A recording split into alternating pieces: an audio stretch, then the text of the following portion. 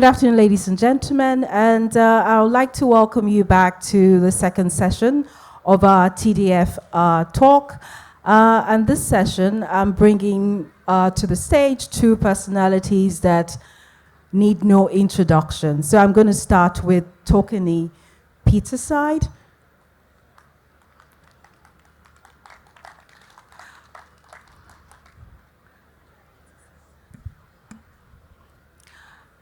As well as Amechi Okobi. And we'd like you to move forward, please, if you don't mind, so that we fill up the seats, and then just move forward. Thank you very much.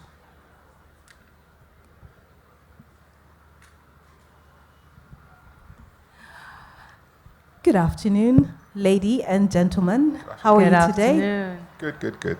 So I think that we're going to make this as easy as possible. We're going to start with Tokini.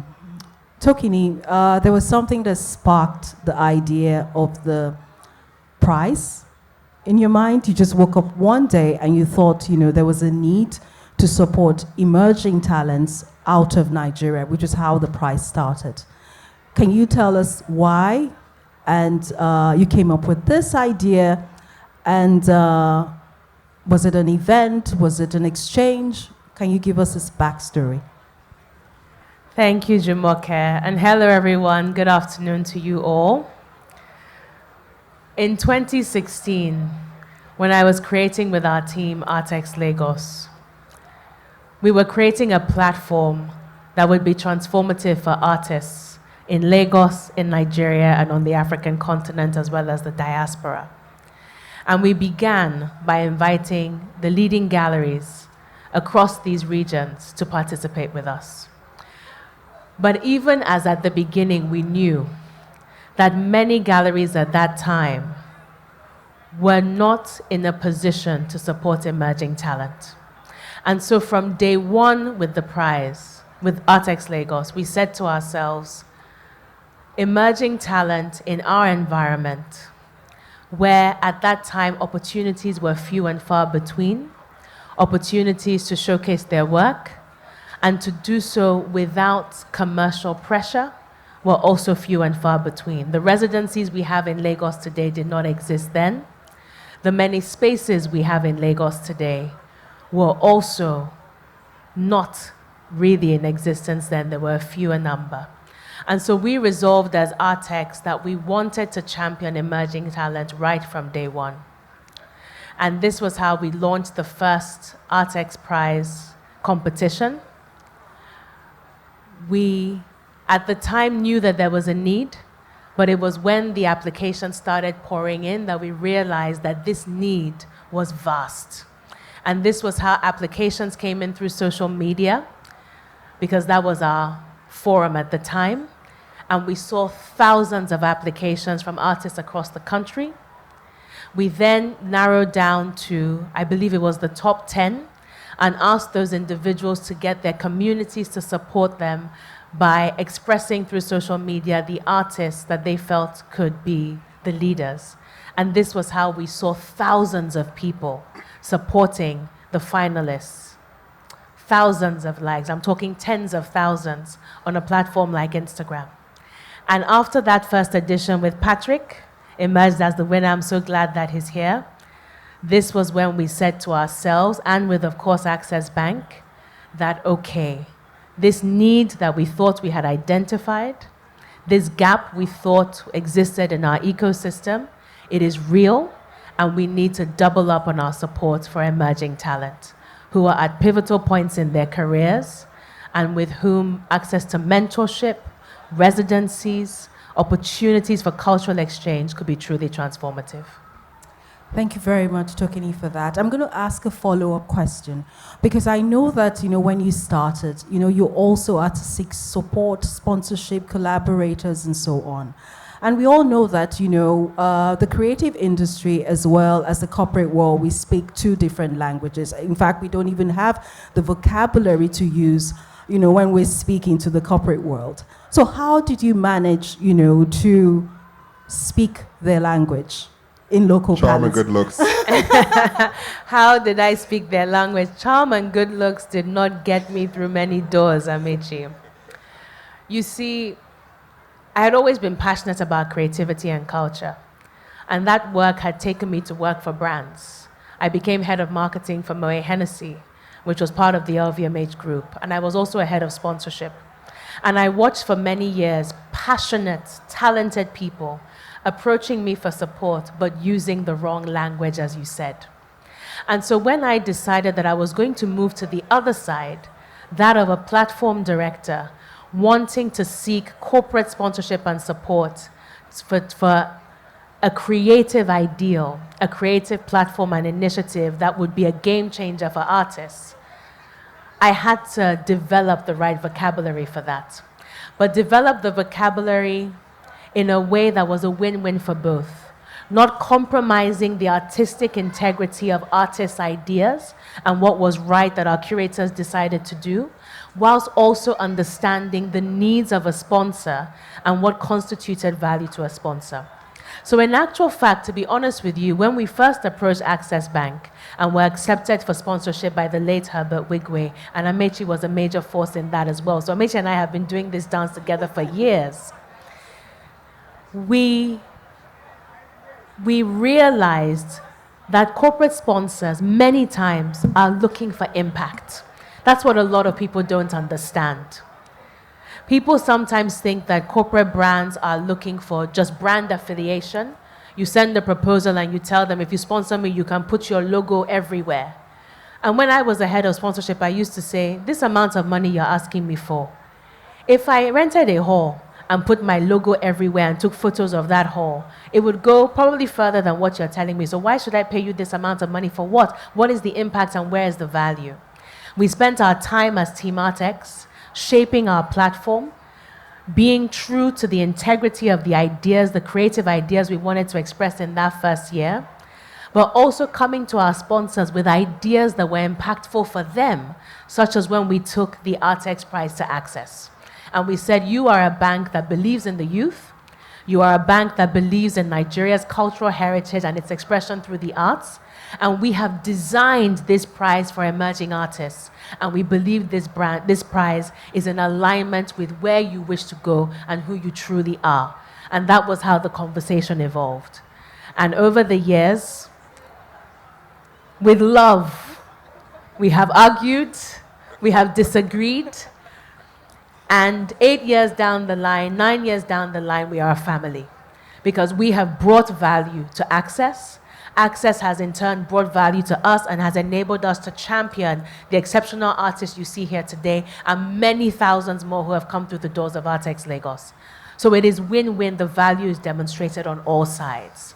And this is how we were able to do that. Thank you very much, Tokini. So I'm going to go to Amechi.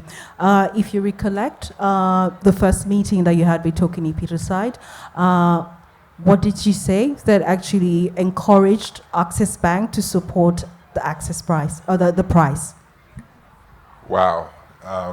That was 8-9 years ago. So I can't tell you exactly what she said, but what tipped us over was her passion, her desire to make an impact, her desire to drive that retelling of the Nigerian and by extension the African story. She talks about the fact that the corporate world is looking for impact. We're looking for a lot of things. We're also looking for a return on investment, which talks to, yes, financial, which is what everyone thinks about, but it's also the equity, affinity to the brand. But at Access, we're driven by a desire to make a positive impact in Africa. We're driven by a desire to retell the African story. We're driven by a desire to let the world know that excellence, good, great, does indeed come out of Nigeria and Africa. I was talking to a friend that was asking me why certain parties aren't involved with ArtX. And I said, well, this is not what drives them. The media around our dear country isn't positive. it isn't great. And I think more and more corporates, the private sector really, should take this as a responsibility. It is our job to change that narrative. It is our job to, where there is corruption, despotism, starving children, whatever it is that the world thinks that Nigeria, Africa is all about, it is our job to put 10 more positive stories to counter what the West thinks is Nigeria and Africa. So when she came and she expressed this passion, this is a very internationally minded person. She's Nigerian, but her view is, her perspective is global. And anyone, anyone that is in a position to help me, to help my brand push the positive of Nigeria and Africa, I will absolutely listen. Then tipping over just talks to where she says, you know what, we're going to project Nigerian youth. And then today we're now Nigerian youth and diaspora. So it's getting bigger and bigger because African talent is phenomenal. I was telling someone that I went to Cannes in the south of France, and as I walked into a bicycle shop, out of the speakers was Davido. Not Paris, mind you, in Cannes. So the world needs to know, and all of you here today, you're all taking pictures, you're all on Instagram, let the world know that excellence comes out of Nigeria. And it's people like this that help us project that. Thank you very much for that, Amachi. So I'm going to go back to Tokini. It's been 8 years, of the prize. We've done, so much work. There's been a look into beyond Nigeria and to the diaspora as well. And then now there's also the Impact Award, which was given to our dear Etinosa yesterday. And this is also a looking back to prize winners, which is the impact beyond the prize. What are they doing? How are they extending themselves? How are they extending their practice? But more importantly, how are they extending their practice to their communities? So I think this is something that it will be very interesting to share why you have decided to go in this new direction, looking to the past prize winners, and what do you intend to do in the near future as well regarding the prize. If you can share a little bit. I know there's a couple of things that you can't share at the moment, but just a little bit of information as to what is the future of the prize. No, thank you for that. And I think to answer your question, I will briefly speak to the history of the prize. When Patrick won the prize, it had begun as a competition through social media to try and reach as vast an audience of talented young Nigerian artists as we could. And we succeeded with that in that first year, and Patrick was named the winner. The second year, we had Habib and who emerged through a similar system.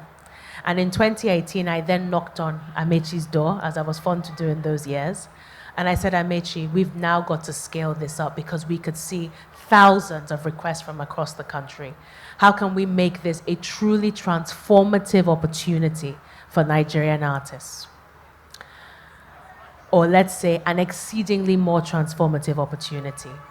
And so that was the year when we decided to introduce the jury. In that first year, we had Professor Bruce Onobakbeya with us, for example. And we introduced this jury and said that artists should apply independently of social media so that they had more space to showcase their portfolios, to speak to us about who they truly were and what they were trying to achieve.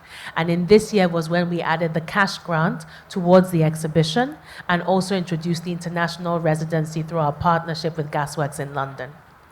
And as that evolved, and we had Bolatito Aderemi Bitola emerged in 2018, Etinosa emerged in 2019, which was really a golden year for us as we even brought some of our international jury to Lagos. 2020, we took a pause. 2021, we came back. Chigozie Obi won as the winner of the prize. We realized as well that beyond Nigeria, there was also a clamor for support. But from those outside Nigeria, they were asking for a cultural exchange opportunity. They wanted to come to be part of this ecosystem, this dynamic energy that can be felt even through the internet in terms of what's happening in Nigeria. And so this was how we sat together with Amechi, with the late Herbert Wigwe, and agreed that we would now expand to add an additional award. And this was now the award that would bring an artist from outside Nigeria into Nigeria for a 3-month residency at Yinka Shonibare's Gas Foundation. And the cash grant was increased to $10,000 each. Now, in 2022, we held the first edition of the expanded award. And this was how Dafe Oboro emerged for the Nigeria Award, and Belinda Kazim Kaminsky emerged for the Africa Diaspora Award. We ran the same thing in 2023, and this was how Julius Agbaje, in his dashing pink suit, emerged as the Nigeria winner, and Shabu Mangi, in his equally dashing yellow trousers, emerged as our winner from Kenya. Now, having achieved all of that, we said to ourselves, this is a very peculiar year in Nigeria at the moment. This is a year where, as a family, Access and Artex, we have experienced a great loss. And this is a year where we are taking stock of our partnership as a means to chart the path forward. This is a year where we were thinking even more about impact. The first theme is Promised Lands. What are the places, real and imagined, that we desire to go to, and how are we going to get there? And so we said to ourselves, our previous winners, Patrick, Etinosa, Bola, Tito, Habib, Chigozie, etc., they have all been impacting their society and their communities in different ways. Let's catch up with them. Let's find out and ascertain what impactful initiatives they're working on and developing at this point in time. And let us pause, organize this retrospective exhibition, confer internally as to where we wish to take the prize next, and in this moment, award the impact by one of our previous winners who were all tremendously impactful in their communities. And this is how, as a jury, we gathered and we examined the proposals, and the jury determined that Etinosa's project was what they wished us to support with a 10 million naira grant. Now, why did we do that?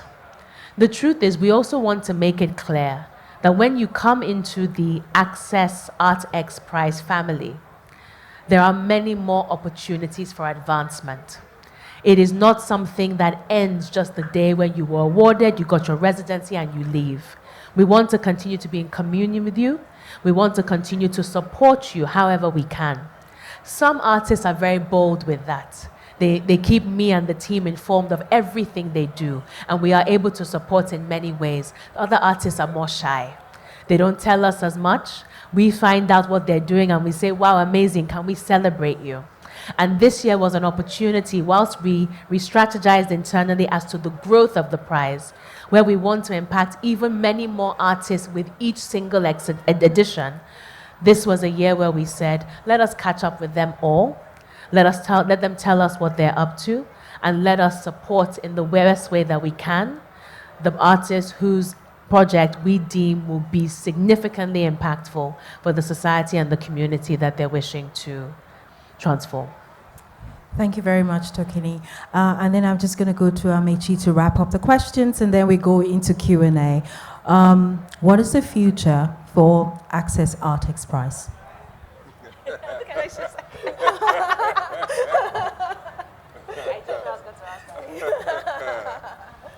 You know, when you sit at a place like this, the questions come, and sometimes they're very unexpected, but they're expected. One thing, and thankfully my MD was here yesterday, and he said that you will always have a partner with us. So that's the first thing. But I know Tokini and her team have incredible plans for the Artex Prize. It's about projecting young African talent. It's about telling the world that these people exist and are doing incredible work, telling incredible stories. It's about projecting them. I would love a story that talks to the fact that the next Bruce had won the Access Artex Prize X amount of years ago. These are the stories that mean something. So These gentlemen you see here, there's nothing that stops them from. So as we walk up and down these aisles and we hear 60,000, 70,000, 80,000 pieces of work and everybody's kind of oohing and eyeing, why not 60,000? Why not 70,000? In the Western world, when you hear that a piece of art is 500,000, nobody really flinches. So why is it different for Africa? Makes no sense to me. So if we're able to get these young, talented artists to see themselves as creatives that have value, that have stories they can tell the world, and make some money while they're at it, then for me, job is done. So what I hope for Artex, the Access Artex Prize, is that it gets bigger. It includes many more young artists. That kid in Obomosho who is doing stuff with corrugated steel, because that's all he has, he too can be up here. And he too can go up there. And that's what it is. So I'm counting on you to just give us more dynamism, more challenge yourself, challenge us. How do we get these young, talented Nigerians and Africans to really, really, really go for the moon and actually hit the moon? Thank you very much. And on that note, we turn to the audience for questions.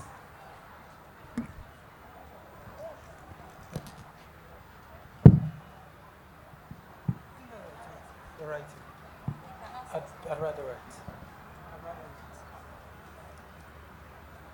No questions? Looks like we're free to go. No questions.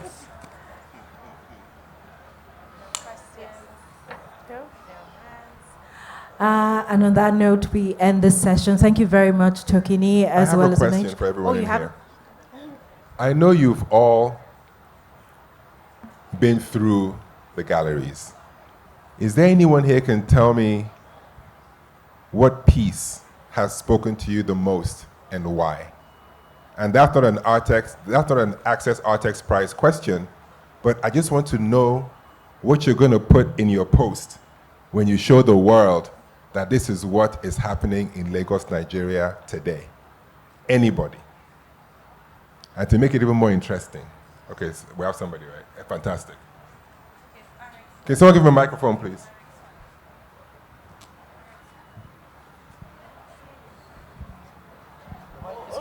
Okay, so for me, it would be Julius Agbaje, The Way to Heaven, because as a Christian, some of his artwork really spoke to me spiritually. So I kind of understood the story he was telling. So it's like, oh, regardless of your religion, you can actually have artwork that relates to you. I think we have one, can't remember her name, but I took a picture down there, where she talks about divination, she talks about Ifa, and I'm open to every aspect of spirituality. So I was like, okay, this is different. Like, the message she was passing was so deep that we tend to see this more from the Westerners. So seeing it from an African, I'm like, wow, you've gone this far. So yeah, so I think both sides, one down there and then the one by Julius Agbaje. Thank you very so much. much. That would be Tabitha Rizal. That's, yes, Tabitha Tabitha Rizal. Rizal. Yes. Thank And you very congrats, Julius. much. And congratulations, Julius. Yes. So what you're going to do now, take that picture, post it, and tell them, remember this name, because incredible things will happen. What you've shown is that our stories are just as valid, are just as important as the Western stories. We love Picasso, we love Van Gogh, we love all these people, but our stories resonate a whole lot more with us. So let's support these people. We will do our part for sure, she will, but all of you in here, let's push out those stories. But thank you so much. Thank you very much. And now we have two questions that's coming. How do creatives continue to thrive, especially where there's no support or appreciation? What do you say to ourselves that keeps you going and forging on, knowing that fortune might, I can't read this writing, but basically, how do we keep creatives going without support and appreciation? Yeah, I had a conversation about this just this morning. In an environment that is getting increasingly harder and harder to thrive by virtue of all the challenges we know around us in our country today, and even on the continent and globally, there are challenges everywhere. How does a creative continue to stay inspired? How does a creative continue to deal with the sensitivity of place, the place where you are and its impact on your mood, your work, and then also even your economic potential? I think that that question is a challenge to those of us who now run platforms, convening platforms like this, to do more. And the good thing that we have seen emerge in the arts ecosystem in Nigeria over the last few years is the emergence of so many, many more organizations that are coming to the fore to support creatives and talented people. I believe that the curator for 1952 Africa was here with the Out Across Borders conversation. What they are doing is remarkable. You have institutions like Gas Foundation supporting artists with the space for residencies, the farm that they can go to. You have opportunities like our prize, through which you can emerge and be empowered to deliver exhibitions as powerful as what Julius and Shabo have delivered this year. I would say that to creatives who are grappling with the difficulty in our environment, to find ways to preserve and shore up their mental and emotional health. We cannot be everywhere. We would love to be. We cannot support every single artist because there are thousands of artists to support. But one of the developments that we are working on for future editions of the prize is to see how we can reach larger numbers of artists in each year's edition. Jumoke, you and I talk about this a lot. Our desire to move beyond the current format, to say how can we impact a group of artists together in a way that is hopefully transformative for their careers and also their ecosystems. One more thing I will also speak to is mentorship. We think a lot about mentors as being older people who can impact us, but sometimes our peers can be mentors too. Our peers can be sources of support, emotional support, to help us through difficult times, to grow together and to learn together. And that is something I would encourage any artist who is feeling adrift to see if they can draw down on that as well. That would be my response. Thank you very much, Tokini. And the second question is for you as well. How would you describe your vision for Artex over the next 5 to 10 years? The first thing I would say is that we totally intend to deepen and broaden our impact. Anyone who has been part of the Artex Lagos journey since inception can give a testimonial as to this platform's evolution. Where we began at the Civic Center, when we thought we knew we were working in a more challenging environment, but we pushed ourselves to deliver an exceptional platform for our industry because we respect our audience. We always wanted to give our audience the very best. And now, a few years ago, we've expanded to the Federal Palace. We have transformed the structure of the fair into a way that no other international art fair is doing the things that we do, is striking the dialogue that we're striking, is looking to curated exhibitions like those you have curated and others like Misla, Tega, etc., and is pulling its audiences into a place of community, dialogue, sharing, growth. The initiatives like the library. There are so many initiatives in this year's edition and in what we are continuing to build as Artex Lagos. And what we are striving for over the next 5 to 10 years is the explosion of that. To lean more into our uniqueness in Lagos by being a fair and a platform first designed for Lagos that then brings the rest of the world to commune with us, and to see how we can continue to be and continue to challenge ourselves to be a truly explosive platform for the emergence of, as Amechi said, the greats out of our environment, the greats out of our home, and to support thousands of artists, and to also leverage the arts as a vehicle for learning for the growth and the advancement of our society. Thank you very much, Tokini. And on that note, the segment would come to an end. Thank you so much. Thank you very much, Jumoke. Thank you very much, Jumoke. Thank Just you. to say, it's my first time as a panelist at Artex Lagos. I'm always a moderator the few times I do it, so I've been in the hot seat. Patrick, Shabu, Julius, I empathize with you. It's not easy. Thank you. Thank you, guys. Thank you very much. Enjoy the rest of the conversation.